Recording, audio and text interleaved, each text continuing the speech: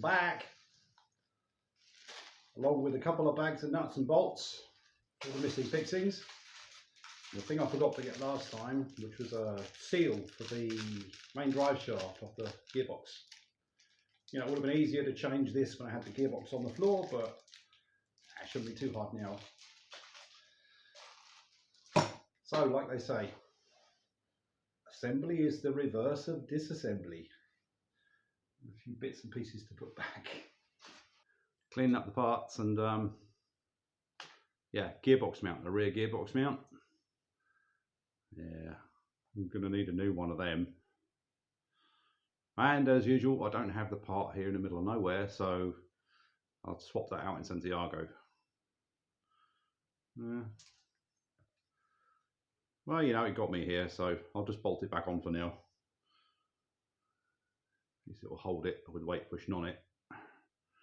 Just, yeah, no air time on the way home. Gearbox mount goes in here.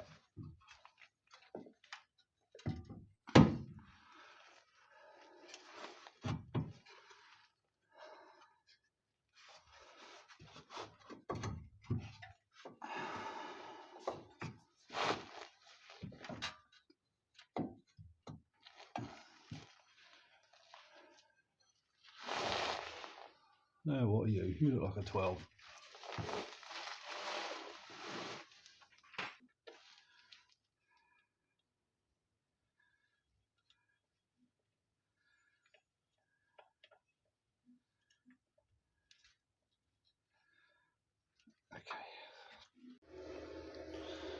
Just putting the drive shafts back in. Little concerned about the diffs. Not that I'm going to get into those today or anytime soon, but there's quite a lot of play from here to here. So that's probably what, 20 degrees, something like that. You can rotate it before it kind of touches or engages.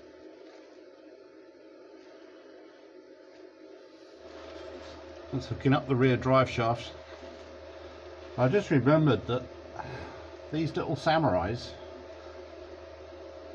you used to be able to get a transfer gearbox that had a PTO, and I'm guessing it was around here. So there would have been an output shaft here with a spline on it, and you could stick, you know, something like a hydraulic pump or something like that for a winch, or some, you know, some more powerful toys. And yeah, so that's a little vestigial part. It'd be quite neat to get one of those, actually. I think of lots of things I could do with some hydraulics. You know, like a log splitter or something. And I've got a hydraulic motor and some bits and pieces of controllers lying around. Yeah, maybe one day I'll go hunting for another transfer box, but this one actually looks in pretty good nick. There's no backlash in it, and it's just, you know, doing its thing. Some new parts on the bench. Pulled the radiator, all that stuff, because I need to get into the cooling.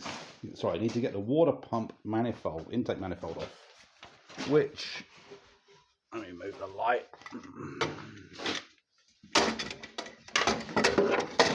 Is that rusty pipe you can see there? On the far end of it goes into the back of the water pump, where it's held allegedly by just an O-ring. It's a steel pipe that's had hot water going through it, and it's pushed into a like an alley casting. So yeah, it has corroded over the last 3 decades, and it does not pull out. And you know, there's a limit to how much violence you can use. So I pulled all the front of the engine off, and it looks like to get the get this plastic cover off, I need to get this pulley off the crank. Now, there's a number of tiny little 8mm bolts holding the pulley on, I think, to what should be the toothed wheel that's keyed onto the crankshaft. But there's also a 17mm bolt through the middle of it, which may be a left-handed thread, I'm not sure. Anyway, so I've got to take this bit off, so I can take that bit off, so I can take the water pump off, and then I should be able to put a drift through the middle of it and just bash the thing out. But yeah, I'm not so sure about this crank pulley, so I'm going to call it a day for now. Go and consult the manual and maybe have a beer to figure out my next move.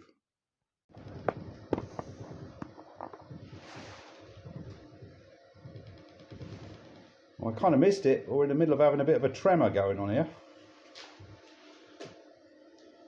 We kind of wobbled for a bit. Always fun in Chile. Yeah, where were we? Let's put you over here. So, pulling off that, taking off that pulley. Quick little detour to Higalius. I needed an 8mm socket. And yeah, I think it's made of Chinese chocolate, but it's done the job. Probably won't last, but there we go. Got the lights on, you can see. Okay, so we've got the timing cover off. I would expect this belt to be a little tighter than that. It's a bit sloppy. I think the tensioner is, well, you know, things stretch, things move over time. The belt looks in fairly good nick. But I think having taken it apart this far, I'm going to change it.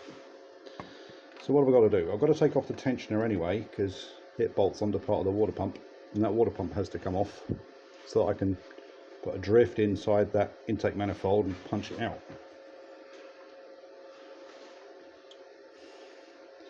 But you know, a kit with a new belt and tensioner and all of that crap,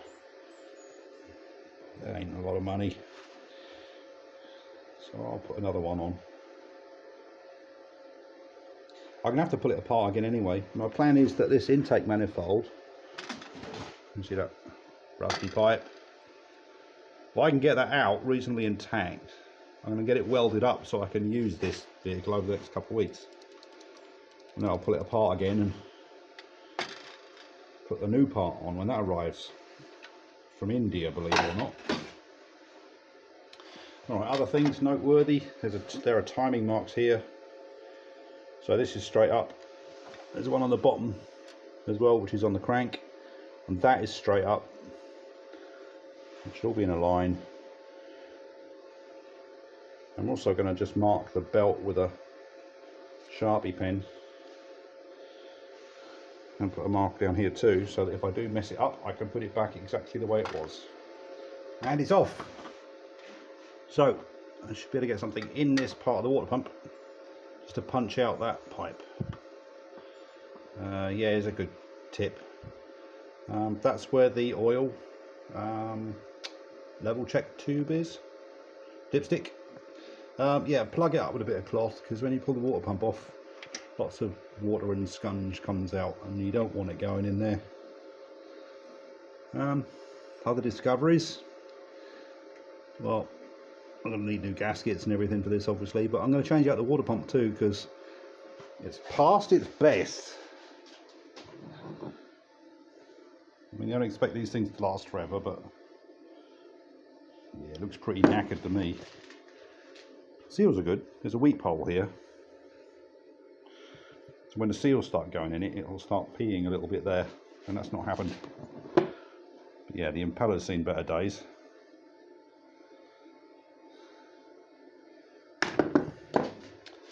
And there are also apparently two types of timing belt tensioners. So for this motor, and they weren't quite sure which one to sell me. So yeah, a nice little video of that. I can get the right parts. The offending part, which has seen better days. So here. So that fitting broke, which is the source of all my problems. The thing's really corroded and knackered. Now this end of it has an O-ring on it that seals inside the water pump. You know, a steel part pressed into an alley part with hot water running through it. This is what happens. And that O-ring put up a lot of fight to keep it in. Also managed to, we can't see that, but in the course of beating it with things to get it out, I've bent that pipe too here. I don't know if it can be fixed. If it can, great. I can just womp it back together and drive around in it for a couple of weeks until the parts turn up. To get it out, this is the end that goes in the water pump.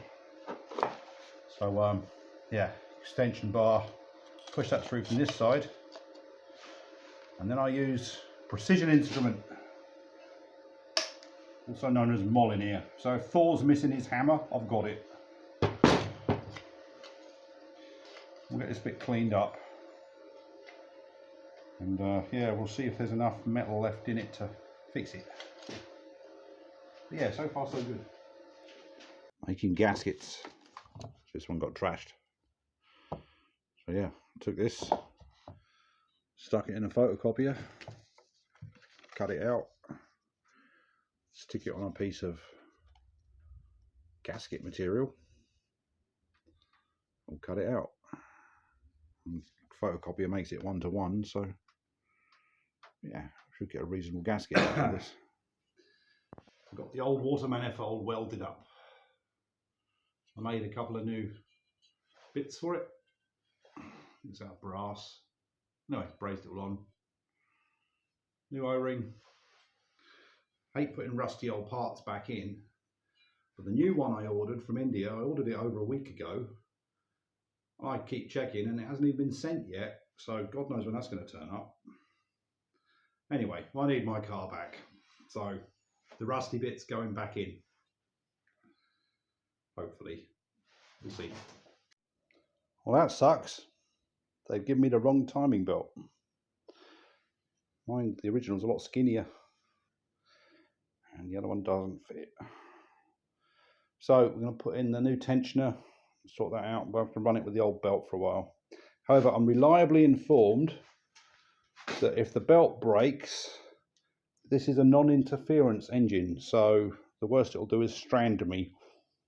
And well, hopefully that won't happen before I pull it apart next time. It's all put together again, all buttoned up. I just got to, here we go.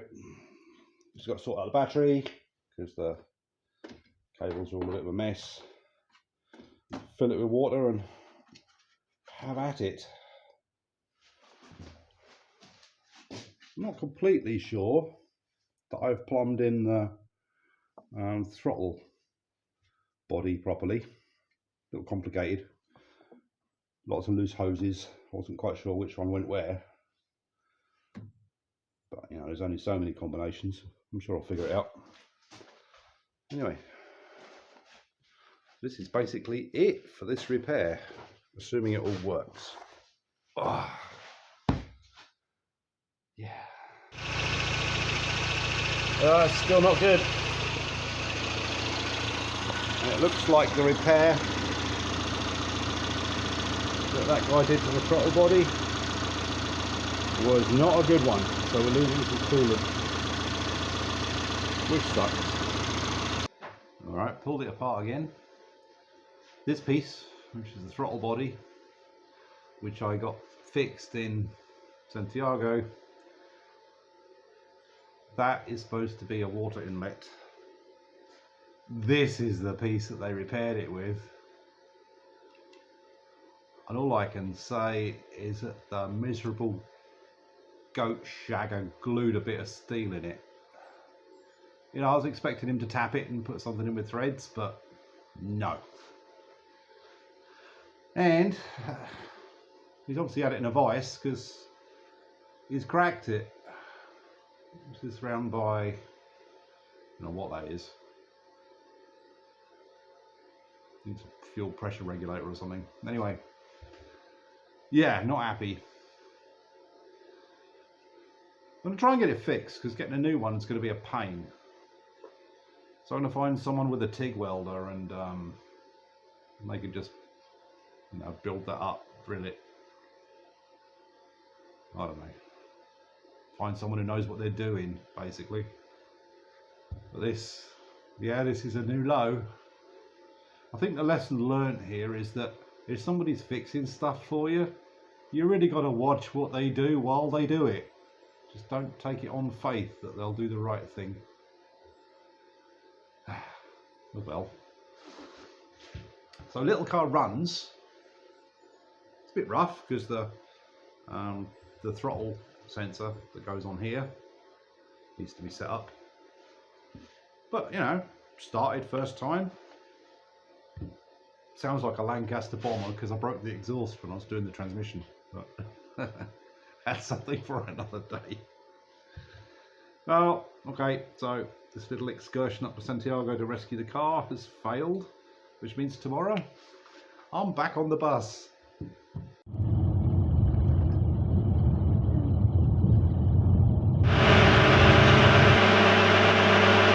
we go, so we're on Copiapó in Santiago. I just got it fixed. Guy turned up a nipple, drilled it, threaded it, put it together. Yeah, nice job. Now we get to find a TIG welder. Had a delivery. Got a new one of these. Didn't quite go as I'd hoped. It's supposed to have a ceiling ring with it, an O-ring with it that goes in that groove at the end. Yeah, they didn't supply one of those. And yeah, spares buddy, you guys in India, you lied about the shipping. I ordered it on the 4th of July. On the 17th, I chased it up to say, where is it? Because it says I've paid for it, but it doesn't say anything about the shipping. And you guys told me, oh, it's the logistics company. They don't give me tracking numbers, but it's on its way. Well, when you look up the tracking number from FedEx, they always give you a tracking number. You printed the label to send it after I complained that you hadn't sent it. Yeah, it took a week to come from India to here. You know, that bit's reasonable, but, you know, don't lie when there's a tracking number. You get caught out. And so I won't be buying from you guys again. And you owe me an O-ring. Fortunately, I have some, but it's not really the point, is it? Yeah, so it's Thursday morning, and it's all back together. And it starts. So yes, and it doesn't leak water. We're all in good shape. Final bits are going to be I need to double check all the plumbing on the fuel injection, because obviously I had all the throttle body and all that crap out, and I'm not 100% sure it goes back together, so I'm going to have to figure it out. My manual, yeah, it's not a lot of help. So let me just walk through this. This looks like the fuel pump, although I'm not 100% sure. This looks like, yeah, so there's an outlet here coming into that. This looks like a pressure regulator. Again, not sure.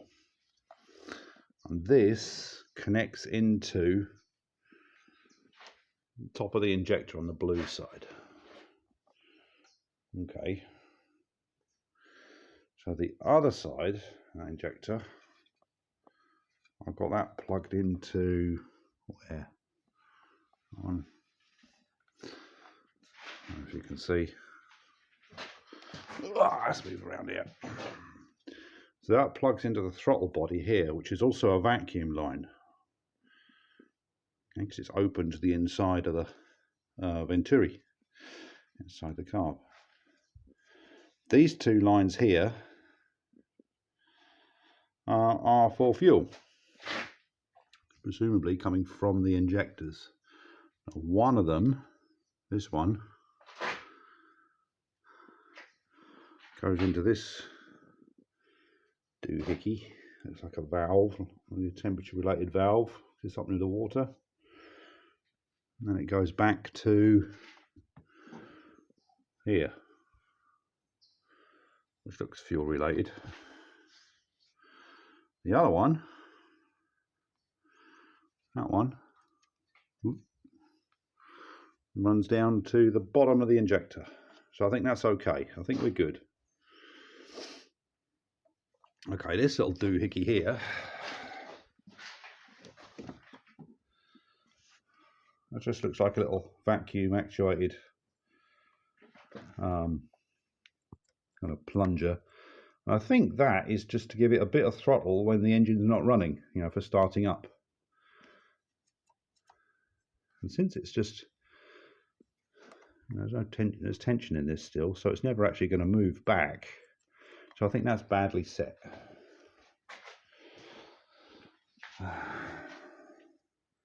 I'm for damn sure that the throttle position sensor is wrong, because I had that off. I bet it didn't go back the way it should have. And there should be a vacuum line into the injector. Yeah, there is. Oh, look. I don't know if you can see that. This one here. Yeah, pipe's been bent over and it's kinked almost flat, so I think I'll put another one of them on. Alright, so tasks for today are to mess with the throttle position sensor and get that set properly. This little start-up doohickey thing to make sure that it moves. It does look a bit knackered.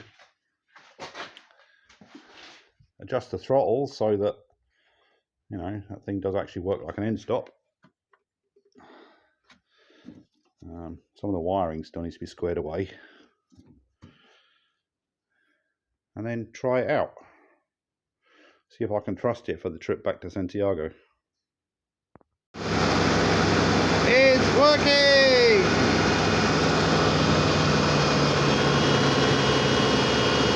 Sounds a lot better.